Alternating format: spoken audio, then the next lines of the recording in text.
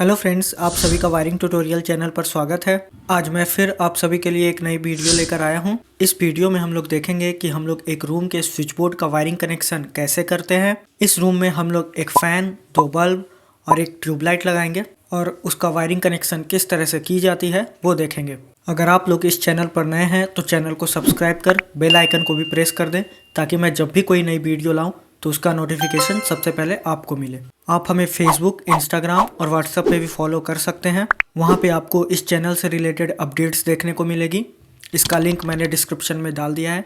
चलिए अब बिना टाइम वेस्ट किए हम अपने वीडियो की तरफ बढ़ते हैं। वीडियो शुरू करने से पहले मैं आपसे एक रिक्वेस्ट करना चाहूँगा कि आप जब भी अपने घर में इलेक्ट्रिसिटी से कोई भी काम करें तो सेफ्टी का पूरा ख्याल रखें और कोई भी मेजर एक्सीडेंट्स होने से बचें। तो जैसा कि आप लोग देख रहे हैं, यह एक रूम है जिसकी सीलिंग पर हम लोग एक सीलिंग फैन लगाएंगे।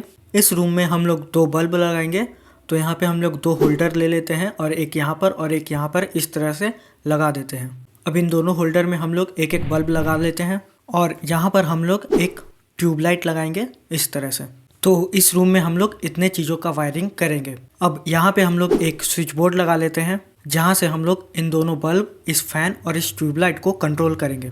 तो जैसा कि आप लोग देख रहे हैं, हमने यहाँ पर एक स्विच इस बल्ब के लिए, एक स्विच इस बल्ब के लिए और एक स्विच इस ट्यूब बल्ब के लिए और एक स्विच हमने इस फैन के लिए और एक स्विच हमने इस 5 पिन सॉकेट के लिए लगाया है। अब हम इस स्विच बोर्ड में फेज़ और न्यूट्रल वायर का कनेक्शन देते हैं। तो यहाँ से हमारा ये एक फेज़ वायर और ये एक न्यूट्रल वायर आया है। यहाँ से इन दोनों वायर को हम लोग इस स्विच बोर्ड तक लेके जाएंगे इस तरह से। अब सबसे पहले हम इस स्विच बोर्ड के स्विचेस और सॉकेट्स में इस फेज़ वायर और न्यूट्रल वायर का कनेक्शन कर देते हैं। तो यहाँ पर सबसे पहले हम इस फेज़ वायर को इस फ्यूज़ के एक टर्मिनल के साथ कनेक्ट करेंगे। फिर हम इस फ्यूज़ के दूसरे टर्मिनल से इस फेज़ वायर को कनेक्ट करके इस 2 पिन सॉकेट के एक टर्मिनल के साथ कनेक्ट करेंगे। अब यहाँ से हम एक फेज़ वायर को कनेक्ट करके इस इंडिकेटर के एक टर्मिनल के साथ कनेक्ट करेंगे इस तरह से और फिर हम सभी स्विचेस के एक एक टर्मिनल में इस फेज़ वायर को कनेक्ट करेंगे इस तरह से। अब हम इस स्विच को इस 5 पिन के सॉकेट के साथ कनेक्ट करेंगे इस तरह से और अब हम इन तीनों स्विचेस से एक एक वायर कनेक्ट करेंगे इस तरह से। इस एक स्विच से हम लोग ट्यूब बल्ब को कनेक्ट करेंगे और इन दोनों स्विचेस को हम लोग अपने रूम में लगे दोनों बल्ब में कनेक्ट करेंगे। अब इस स्विच के दूसरे टर्मिनल से हम लोग एक वायर को कनेक्ट करके इस फैन रेगुलेटर के एक टर्मिनल में हम उसे कनेक्ट करेंगे इस तरह से और इस रेगुलेटर के दूसरे टर्मिनल से हम लोग एक फेज़ वायर को कनेक्ट करके इस तरह से बाहर निकाल देंगे ताकि इसे हम लोग फैन में कनेक्ट कर सकें। तो इस स्विच बोर्ड में फेज़ वायर की कनेक्शन कंप्लीट होती है। अब हम इस न्यूट्रल वायर का कनेक्शन करेंगे। इस न्यूट्रल वायर को सबसे पहले हम इस इंडिकेटर के बचे हुए एक टर्मिनल से कनेक्ट करेंगे और यहीं से हम लोग एक न्यूट्रल वायर को कनेक्ट करते हुए इस 2 पिन सॉकेट के एक टर्मिनल में कनेक्ट करेंगे इस तरह से और फिर यहाँ से हम लोग न्यूट्रल वायर का कनेक्शन इस 5 पिन के सॉकेट में भी दे देंगे। तो इस स्विच बोर्ड में फेज़ और न्यूट्रल वायर का कनेक्शन कंप्लीट होता है।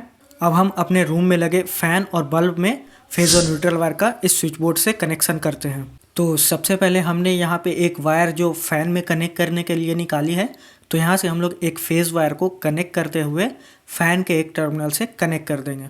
अगर आपको नहीं पता है कि हम लोग एक फ़ैन में फेज़ और न्यूट्रल वायर का कनेक्शन किस तरह से करते हैं, एक फ़ैन को कैपेसिटर से किस तरह से कनेक्ट करते हैं, तो इसका वीडियो मैंने अपने चैनल पे अपलोड कर दिया है। उसका लिंक मैं डिस्क्रिप्शन में दे दूँगा, आप लोग वहाँ से जाके उस वीडियो को देख सकते हैं। और अब हम यहाँ से एक न्यूट्रल वायर को कनेक्ट करके इस फैन में कनेक्ट करेंगे। तो हमारा फ़ैन का कनेक्शन कंप्लीट हो चुका है। अब हम इस ट्यूब बल्ब में फेज़ और न्यूट्रल वायर का कनेक्शन देते हैं। तो यहाँ इस स्विच से हमने जो एक वायर निकाली है, इसी वायर से हम लोग एक फेज़ वायर को कनेक्ट करते हुए इस ट्यूब बल्ब के एक टर्मिनल में कनेक्ट करेंगे और यहाँ से हम लोग न्यूट्रल वायर का कनेक्शन इस ट्यूब बल्ब में देंगे। तो हमने ट्यूब बल्ब में भी फेज़ और न्यूट्रल वायर का कनेक्शन कर दिया है। अब हम इन दोनों बल्ब में फेज़ और न्यूट्रल वायर का कनेक्शन देंगे। तो यहाँ इस स्विच से हमने जो वायर निकाली है, यहीं से हम लोग एक फेज़ वायर को कनेक्ट करते हुए इस बल्ब के एक टर्मिनल में कनेक्ट कर देंगे इस तरह से। अब यहाँ इस न्यूट्रल वायर से हम लोग एक वायर को कनेक्ट करके इस बल्ब के दूसरे टर्मिनल में कनेक्ट करेंगे इस तरह से। अब यहाँ इस स्विच से जो हमने एक वायर कनेक्ट करके निकाली हुई है, यहीं से हम लोग एक फेज़ वायर को कनेक्ट करते हुए इस बल्ब के एक टर्मिनल में कनेक्ट करेंगे इस तरह से। अब यहाँ इस न्यूट्रल वायर से हम लोग एक वायर को कनेक्ट करके इस बल्ब के दूसरे टर्मिनल में कनेक्ट करेंगे इस तरह से। तो यहाँ तक हमने इस फैन, ये दोनों बल्ब और इस ट्यूब बल्ब में हमने फेज और न्यूट्रल वायर का कनेक्शन कर दिया है और इन सभी को इस स्विच बोर्ड से कनेक्ट कर दिया है। अब हम इस स्विच बोर्ड से इन सभी स्विचेस को ऑन करके इन सभी में कनेक्शन हमने सही से किया है या नहीं किया है उसको चेक कर लेंगे। तो ये देखिए हमारा फैन, बल्ब और ये ट्यूब बल्ब सभी अच्छे से काम कर रहे हैं। तो आज हमने इस वीडियो में जाना कि हम लोग फैन और बल्ब का कनेक्शन रूम में कैसे करते हैं, उसका वायरिंग स्विच बोर्ड से किस तरह से करते हैं। अगर आपको इस वीडियो से रिलेटेड कोई भी क्वेश्चन, क्वेरीज या कन्फ्यूज़न है तो आप कमेंट सेक्शन में मुझसे पूछ सकते हैं या फिर मुझे आप डायरेक्ट इंस्टाग्राम पर मैसेज कर सकते हैं। उसका लिंक मैंने डिस्क्रिप्शन में दे दिया है। तो आज का हमारा वीडियो यहीं पे कंप्लीट होता है। वीडियो अगर अच्छा लगा हो तो इसे लाइक और अपने दोस्तों और फैमिली मेम्बर को ज़रूर शेयर करें। हम फिर मिलेंगे किसी अगले नए वीडियो में, तब तक के लिए थैंक यू।